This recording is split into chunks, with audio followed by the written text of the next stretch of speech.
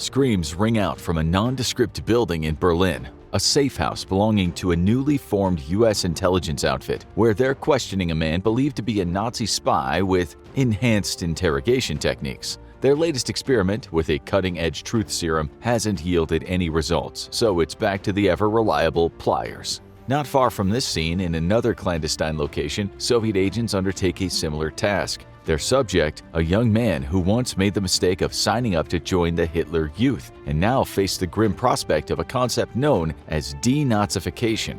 In the aftermath of the Second World War, behind the curtains of officially documented history, lurked a tale more harrowing than most would ever realize. Denazification was dark, darker than anyone knew up until the classified became declassified. Today, we'll unravel a lesser-known chapter of post-war Germany's denazification and the herculean effort to wipe the mark of Adolf Hitler from the collective psyche of millions of faithful Germans. Though the conflict had ceased on European battlegrounds, its shadows continued to haunt the streets of Berlin and beyond. Hitler's final act in the Reich Chancellery bunker marked not an end, but the beginning of a tumultuous, morally gray quest for purification, one that would be a long and messy process, and at times far from pure.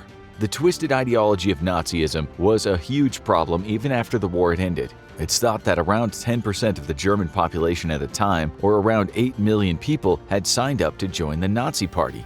But around 45 million belonged to some kind of Nazi-affiliated organization, such as the National Socialist People's Welfare Organization and the German Labor Front. That left a lot of people who needed the Nazi in them expunged. Between 1944 and 1950, it's estimated around 14.6 million Germans were expelled or fled from parts of Central and Eastern Europe. But as you can imagine, Germans at the time were less than popular, and between 600,000 and 1.2 million died in the process of evacuation. Hundreds of thousands of Germans ended up as POWs, with many sent to Stalin's labor camps. Some reports state over 3 million German POWs ended up in those Soviet camps, of which around 1 million never made it out.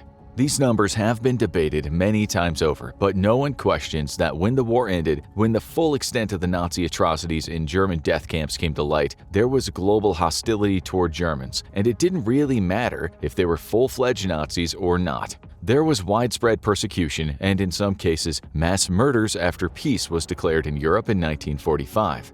And there were still plenty of official Nazis, some high-ranking ones, war criminals that hadn't been detained even after the Germans surrendered. Many were still in Germany, hiding and praying that they wouldn't be found out. So it's thought 10,000 of them fled to South America through so-called rat lines, escape routes out of Europe, aided and abetted by Nazi sympathizers, and in some special cases, even the US government. But we'll come back to this highly controversial topic later. Besides just hunting people down so they could face trial, the very idea of Nazism had to be scoured out of significance in every corner of the world where it had infected men, women, and, as you'll see, some very angry children. Those Nazis could end up all over the world or running Germany itself, so ridding them of every Nazi thought in their head was of the utmost importance. But it would not be an easy task. The first thing that needed to go was Hitler. The man himself was dead, but there were pictures of Hitler everywhere, so now they had to go. You could hardly go anywhere in Germany without that dead maniac presenting himself in some way. Throughout the country, close to 100 streets had been named after Adolf Hitler. You could find an Adolf Hitler Platz or an Adolf Hitler Straße in cities and towns all over Germany. With Hitler's rise in the 1930s, Germany also saw many stadiums and bridges named after the Führer. When the war ended, the renaming of these places began in an attempt to denazify Germany. It was a start, at least. It may come as a shock to you that even streets as far away as New York had been named after Hitler. It was the work of the pro-Nazi German-American Bund, which named the streets of a planned community in Yaphank in Suffolk County, or as the British media called it, New York's Nazi town. There, Adolf Hitler Street was renamed Park Street, Goring Street was renamed Oak Street, and Goebbels Street was renamed Northside Avenue. The renaming of these streets had actually happened before the war ended, but after the war there were calls to rid this area of everything even remotely connected to the Nazis. We have to remember, though, that the Nazis had support all over the world. Fascism wasn't just Germany's illness, it was a worldwide pandemic. Even in Britain, the British Union of Fascists once paraded proudly with a whopping 40,000 members before it was banned in 1940. The war's end didn't just mean cleaning up Germany, the entire world had some reckoning to do.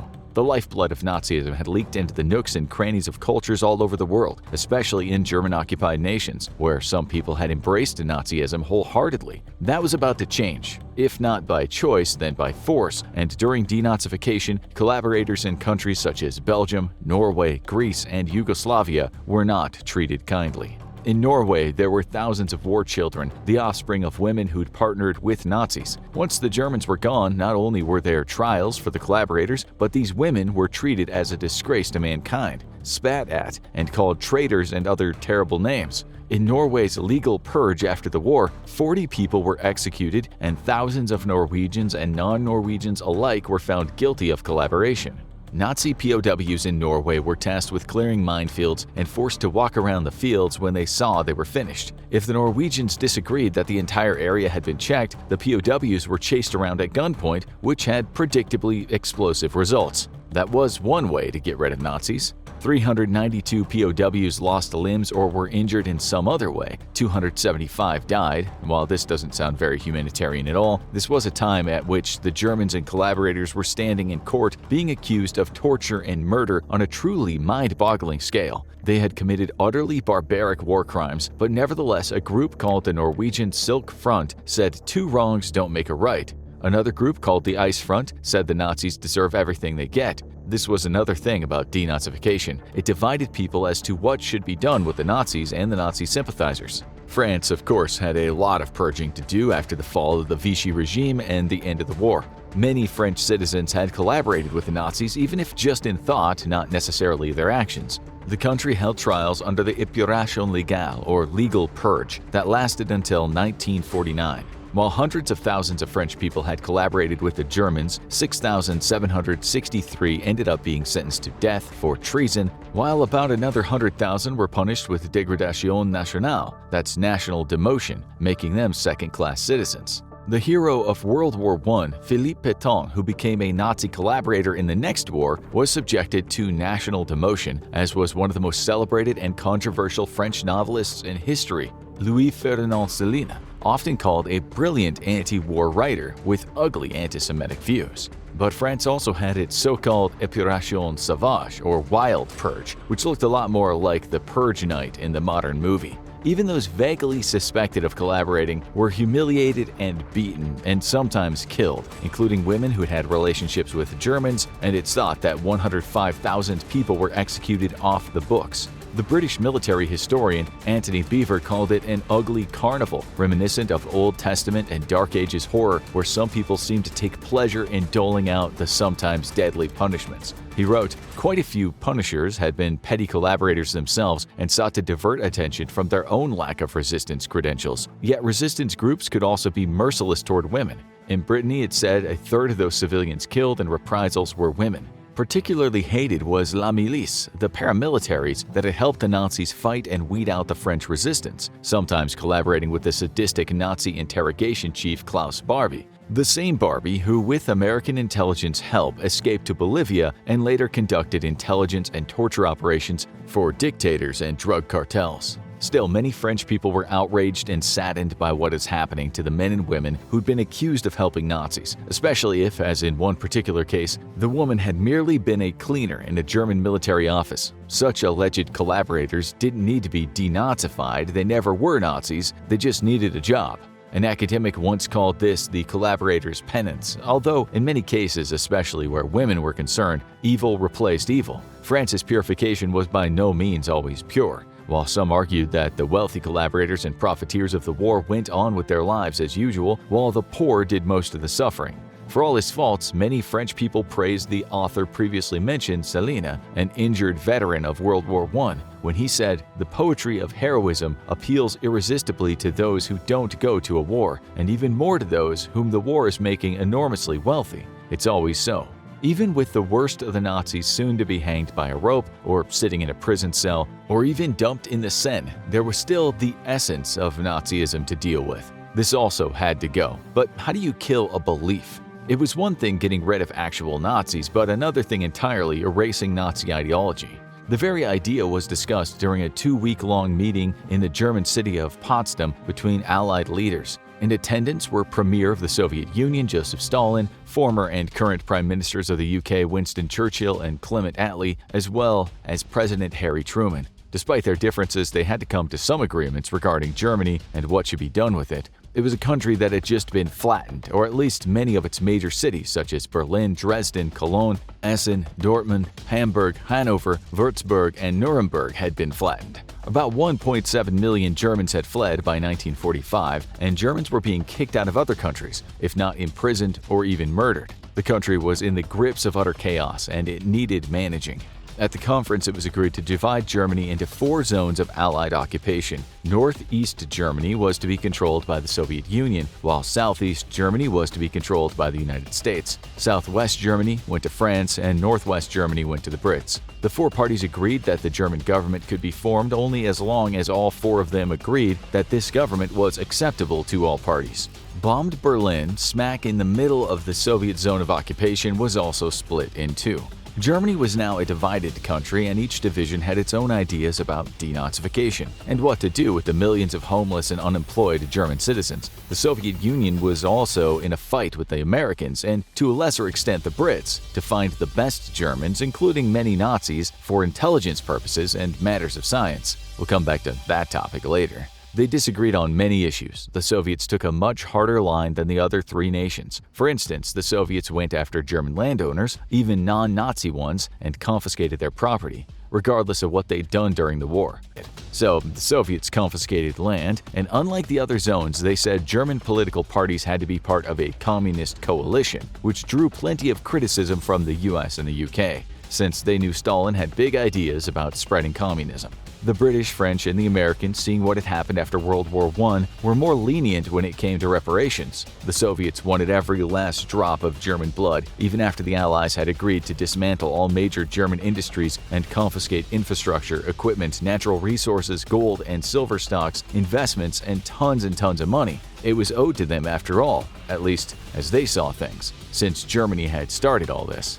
But you can be sure that when Germany fell apart like this and was being picked apart by the Allied nations, some Germans thought fondly about the good old days when Adolf Hitler had promised them the world, and many did much more than just think about it. Trouble was brewing, especially among the young Nazis, which the Allies were acutely aware of, but more on that soon. The Soviets had their own way of doing things, which led them to the pulling out of the Allied Control Council. This was a governing body over all occupied zones, regulating what happened in post-war Germany. They created a new set of laws, one of which was Law Number 2, that explicitly banned anyone from ever trying to bring back the National Socialist Party. Nothing even close to the Nazi Party could be formed, and they even prohibited athletic exercises if they were deemed a kind of military training. Under another directive, Nazis weren't allowed to work in major industries or do civil service work.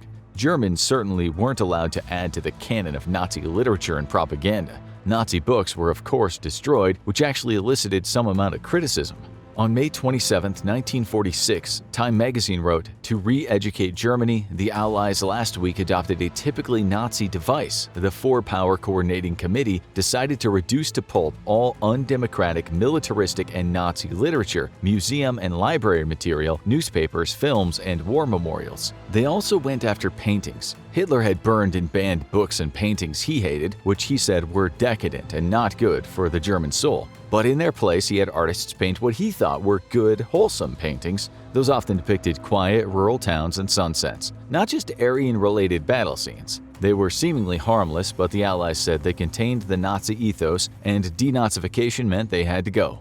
An order stated any art which might tend to revitalize the Nazi spirit or German militarism had to be destroyed or sequestered.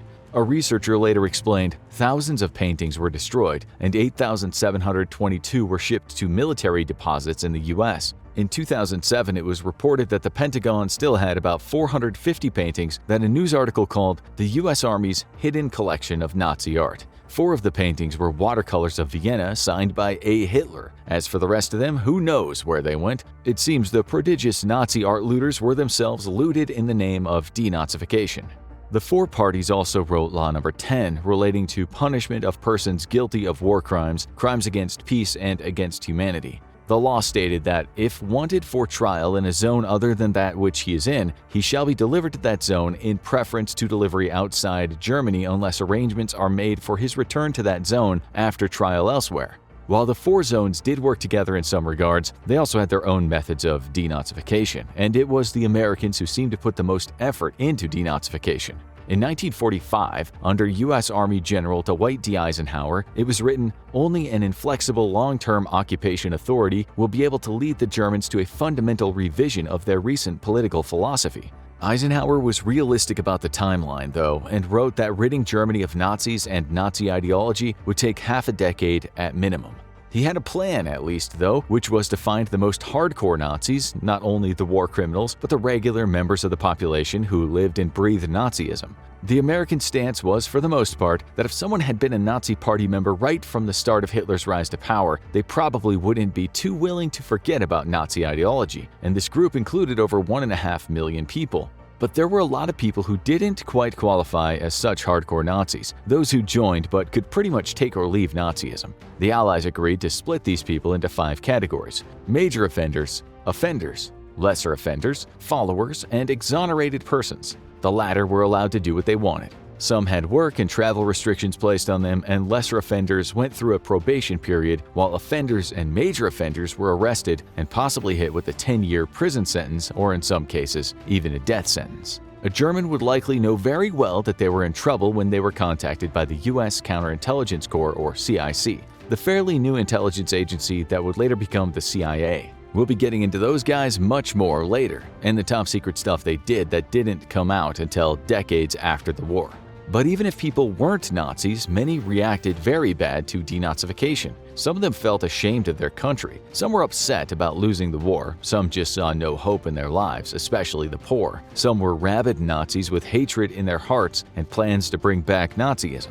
Not many allies felt sorry for them, though. Some of the people enforcing the laws had seen the emaciated prisoners and piles of bodies in German camps, and some had even lost relatives there. So, of course, they were furious, and many of them were not in the mood for mercy. In a letter dated May 15, 1945, the U.S. Army was told the German nation must be made to taste the dregs of the full bitterness of humiliation and defeat. But not all Germans were guilty of crimes, far from it, and Nietzsche's aphorism springs to mind: "He who fights with monsters should look to it that he himself does not become a monster."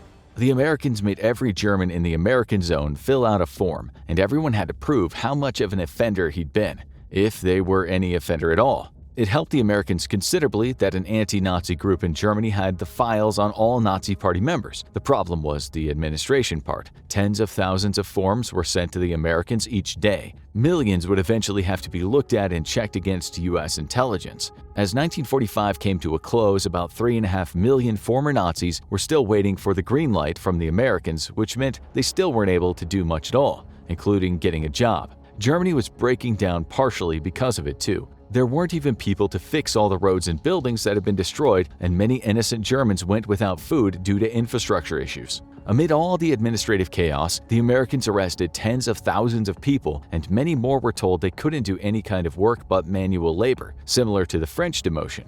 In the vast majority of cases, though perhaps even as high as 90%, the arrestees' crimes were deemed not serious enough to take action on.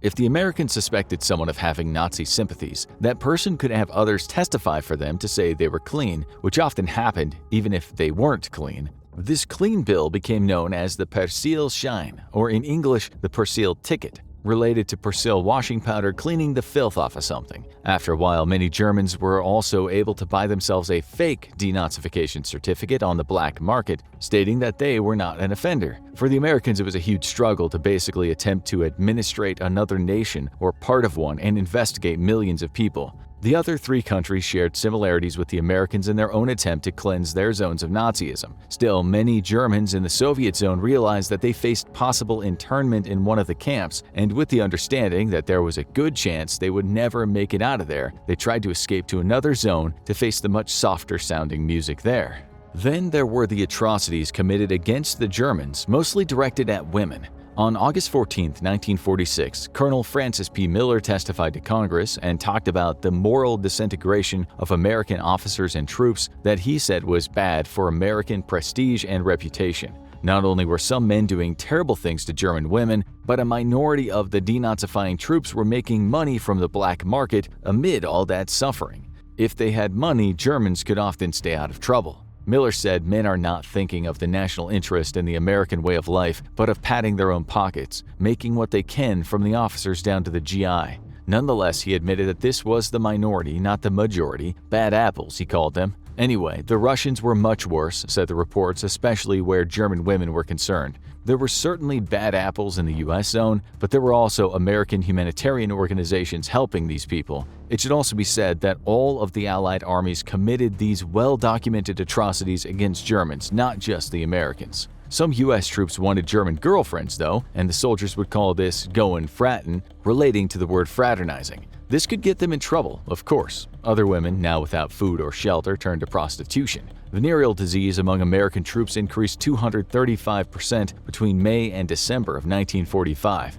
Thank God penicillin had just become widely available for the first time. This rise in venereal disease in soldiers was actually one of the reasons for the infamous Tuskegee syphilis study, a massively unethical human experiment in which American doctors purposefully did not treat 400 African American males who had syphilis. The effects of denazification truly rippled all over the world. The bad behavior of US troops in Germany was big news back home, too. The New York Times wrote, "The denazification program is a glaring failure. The breakup of the cartel system, one of the root causes of the war, has gotten nowhere. That widespread fraternization with German women is undermining the effectiveness of military government. That the demands for luxurious accommodations by United States personnel have created a desperate housing situation, and that a number of high-ranking army officers are involved in gross black marketing operations." There were some Allied soldiers from all Allied armies that engaged in unethical activity during this period, although strictly in terms of denazification, the British were said to be less thorough than the Soviets and the Americans. This might have had as much to do with Britain's economic problems as it was with laziness or an act of kindness. The Brits went after war criminals, of course, and other serious offenders, but they let the Germans get on with it for the most part, even if they'd held some Nazi party credentials. It seemed impossible to run a country like a company from the outside, especially one that spoke another language. The French side was even less strict. Being a former minor Nazi party member didn't mean much at all there. The French did try to ban them from teaching, but they soon found out that the children of the zone had no one to teach to them, so the French turned about face in this regard. The French arrested a total of 13 Germans for being major offenders. What all this meant is that if any former Nazis feared some kind of blowback for their past adoration of Adolf, the best place to go was the British and French zones. Unlike the Americans, the French and British didn't go after people under the age of 18, even though Hitler liked to indoctrinate them while they were young. In his book Mein Kampf, he'd written, "Whoever has the youth has the future," and he meant it. As the Greek philosopher Aristotle's aphorism, "Give me a child until he is 7 and I'll show you the man." He was right, some of those Nazi youth after the war were the biggest pain in the backside, as you'll soon see. In 1936, Hitler created a Nazi youth group for Aryan kids over the age of 6. At 14, they could join the Hitler Youth, of which there were around 8 million at the start of the war. Girls could join the Jung Model, or Young Girls. When they got older, they could sign up for the League of German Girls. These people were still dangerous when denazification was in full swing. In 1946, the U.S. 206th Counterintelligence Corps Detachment went to Schwäbisch Gmünd near Stuttgart and busted a group of Hitler Youth that now called themselves werewolves. The boys were obviously still jacked up on Nazi propaganda, and they were armed to the teeth and ready to build a paramilitary organization. The CIC raided their meeting, and a 17-year-old was shot dead, while lots of pistols, a machine gun, and 10,000 rounds of ammunition were confiscated.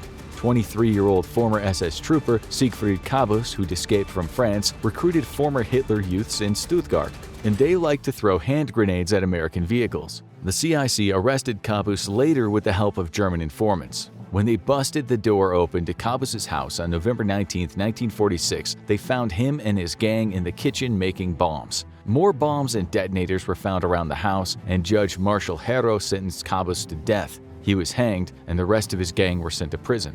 The CIC busted many groups like this one. One time under Operation Tally Ho, taking down several thousand German suspects and collecting more than 300,000 pieces of contraband, including prohibited weapons. Under Operation Choo Choo, the U.S. Army stopped a packed passenger train running from Bamberg to Nuremberg in Bavaria. They carefully screened everyone on board. In Operation Grab Bag, the CIC broke up an underground escape route being used by former SS troops trying to get out of Germany.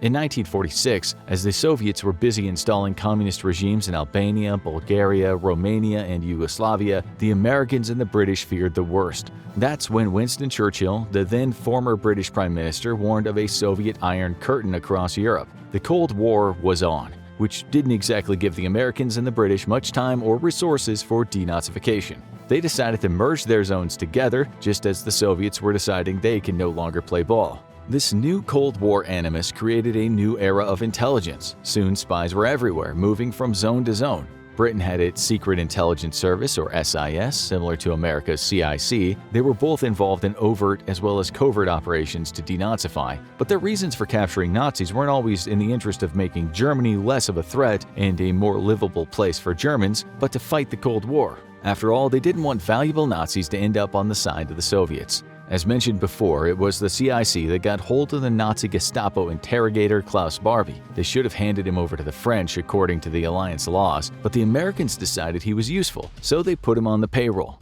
The Brits had actually found him first, but it's the Americans he ended up linking up with, something that the Justice Department many years later would have to apologize for. A declassified document reads, "In 1951, the CIC sponsored his escape to South America via a rat line operating through Italy.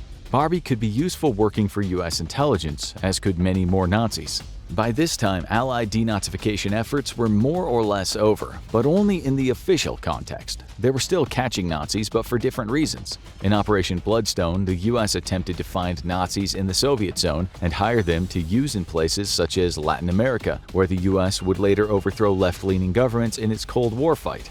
A CIC declassified document states that these new Nazi spies would be suitable for psychological warfare, subversion, sabotage, and miscellaneous operations such as assassination, target capture, or rescue of Allied airmen. The New York Times later wrote that about 1,000 Nazi war criminals were hired, some of whom ended up living in the U.S. under new names. In Operation Paperclip, about 1,800 German scientists, some of whom were members or even leaders in the Nazi Party, worked on some of the U.S.'s top science projects. Better the U.S., it was said, than the Soviet Union, which was also busy trying to capture and employ clever Nazis. The CIC would literally collect these scientists in the street and tell them they were leaving for the U.S. One of the orders a German scientist received explained, "On orders of the military government, you are to report with your family and baggage as much as you can carry tomorrow noon. There is no need to bring winter clothing. Especially carried possessions such as family documents, jewelry, and the like should be taken along. Please tell the bearer of this letter how large your family is." Also part of the Alsace mission, the Brits and Americans worked together, again to find useful German eggheads, but this time ones that had worked on biological or chemical weapons and also the German nuclear energy project, something which the Allies had feared Germany was making progress in when it was actually way behind the Allies. The mission started in 1943 but didn't end until after the war was over. Operation Harborage, Operation Big, and Operation Epsilon were also about capturing German nuclear scientists, some of whom were Nazis. So denazification had turned into something else. In Operation Selection Board, the Brits and Americans worked together again, this time to recruit former Nazis who were known to be very anti-communist. The plan was to lie to them and tell them they'd receive support to start a government in Germany only if they helped them fight the Soviets. In effect, the German war criminals were hired to help the Brits and Americans find other war criminals who might go to the Soviets. It was a time of widespread paranoia. One of the hired Nazis was named Gunther Ebeling, who was the commander of an annihilation squad of the SS in Warsaw and was wanted by the Polish after the war. He helped with Operation Nursery, which was an effort to find the remaining Hitler Youth and other hardcore Nazis. 50 Nazis were arrested in that operation, and Ebeling, after he was no longer of any use, was brought in and hit over the head by a British agent and killed. A book on the matter states he could no longer be controlled and had become a security risk. In 1946, the CIC employed a female journalist named Hildegard R. Springer, aka Agent Honeypot, who worked in Operation Honeypot. She was a great asset, being married to a former SS officer and having once worked for the Nazi Foreign Office. Her mission was to collect political intelligence on communists in Germany. Then there are the cases of Eugen Fischer and Anton Mahler, two senior Gestapo officers in Munich and Augsburg. They'd been chief interrogators who tortured and killed and sent many people to their deaths. It was stated that Fischer had developed extensive contacts and penetrated city and state police offices. Both men were interned in camps during the denazification process, but ended up being given a clean slate after accepting a job with the CIC. Still, a CIC agent later wrote, Fisher became a definite security problem for this organization. They were later arrested again in 1949, only to escape.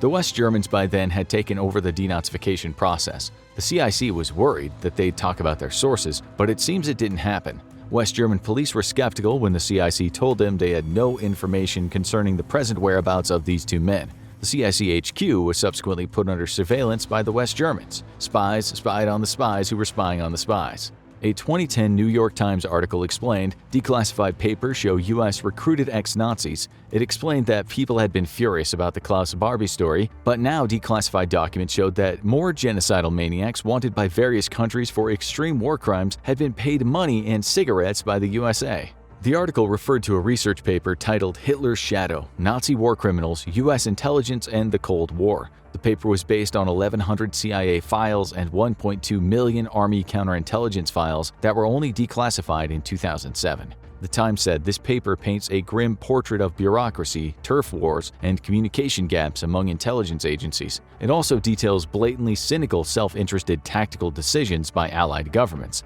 War crimes by former Nazis and their collaborators were overlooked because the suspects could be transformed into valuable assets. Rudolf Milner was also on the CIC's books. This is a man who, according to a research paper, was responsible for the execution of hundreds, if not thousands, of suspected Polish resistors. He helped send about 8,000 Polish Jews to Auschwitz. He worked for the Americans until 1949 and then skipped off to Argentina. Reinhard Gehlen, who'd been chief of the Wehrmacht Foreign Armies East Military Intelligence during the war, was also put on the CIC's book. The CIC understood his value, especially when Gehlen said in exchange for his freedom, he'd give them access to German intelligence. He'd also said he'd start his own spying outfit to help the Americans, which became known as the Gehlen Organization. He had one demand. He needed his former Nazi crew to join him, men who were then released from the internment camps. They were kind of re-Nazified. The Independent newspaper wrote many years later, the Gehlen organization was allowed to employ at least 100 former Gestapo or SS officers. Among them were Adolf Eichmann's deputy Aloy Brunner, who would go on to die of old age despite having sent more than 100,000 Jews to ghettos or internment camps. The operation was named Operation Rusty. The Brits criticized it, believing it to be too risky. Nazi spies working in the Soviet zone, they said, would not accomplish much and could actually become a huge security threat. Chief of the British ID, Major General Joseph Charles Hayden, said, "There's a real danger that Rusty itself, to an extent not necessarily appreciated or known to the Americans, is aiming at the ultimate domination of both the present security service and the future intelligence." Decades later, it was said, for all the moral compromises involved, it was a complete failure in intelligence terms. There was also Operation Gladio, which involved the US and the UK creating secret stay-behind operations of armed paramilitaries for psychological warfare and even assassinations. They hired former Nazis between 1949 and 1953, including Lieutenant Colonel Walter Kopp, a former Army officer the CIA said was an unreconstructed Nazi. The now famous biological warfare scientist Frank Olson saw exactly what denazification looked like when it melded with the Cold War. Olson was a captain in the U.S. Army Chemical Corps. He actually worked on bioweapons with former Nazis who'd been captured for the U.S.'s biological weapons program. But what Olson was more well known for is he was one of the leading scientists in the CIA's mind control program MKUltra. Olson and his men cooked up all kinds of chemical brews designed to maim, kill, and drive men crazy, killing thousands of poor animals in the process. He didn't have the stomach for some of the things he saw. Even the dead animals upset him. But it was what happened in Germany that might have led to his downfall. When he visited various German cities with the CIC, by then changed to the CIA, to see some of his chemicals in action. Under Operation Artichoke, the CIA was testing new methods of interrogation, and Germany was a great testing ground. Olson spent the summer in Berlin watching the CIA's new enhanced interrogation techniques, thanks in part to his own work in the lab. Not long after, he told his wife, "I've made a terrible mistake." It was just days after he said that to her that he somehow managed to fall from the 13th floor of the Statler Hotel in New York City, while his CIA buddies were in the same hotel. Here's what a report said about Olson's trip to Germany at the time the Nazis were being interrogated. In CIA safe houses in Germany, Olsen witnessed horrific, brutal interrogations on a regular basis. Detainees who were deemed expendable, suspected spies or moles, security leaks, etc., were literally interrogated to death in experimental methods combining drugs, hypnosis, and torture to attempt to master brainwashing techniques and memory erasing. Olsen later spoke about how he felt about this to William Sargent, who was a British psychiatrist who advised British intelligence on various kinds of brainwashing techniques. Sargent then reported that to British intelligence, stating that Olsen was deeply disturbed over what he had seen in CIA safe houses in Germany, and he displayed symptoms of not wanting to keep secret what he had witnessed. Olsen's security clearance was no doubt subsequently questioned. Olsen said he was disturbed by what he'd seen in those interrogation rooms at the time when the German medical scientists had just been executed after the Nuremberg trials for doing something very similar. He made a terrible mistake. He saw that denazification and what came right after it was complicated and at times ruthless. By 1957, Germany seemed free of Nazis. Although by that time, about 77% of the West German Ministry of Justice's senior officials were former Nazi Party members, while other major offending Nazis were in hiding or living under aliases in South America or even in the USA. Thanks to declassified documents and official investigations, we know a lot about what went down in those dark days, but we probably only know half of it. Now you need to know what else happened under MKUltra inside the CIA's terrifying sleep room, or have a look at this ridiculously strange tale, Russian Sleep Experiment Explained.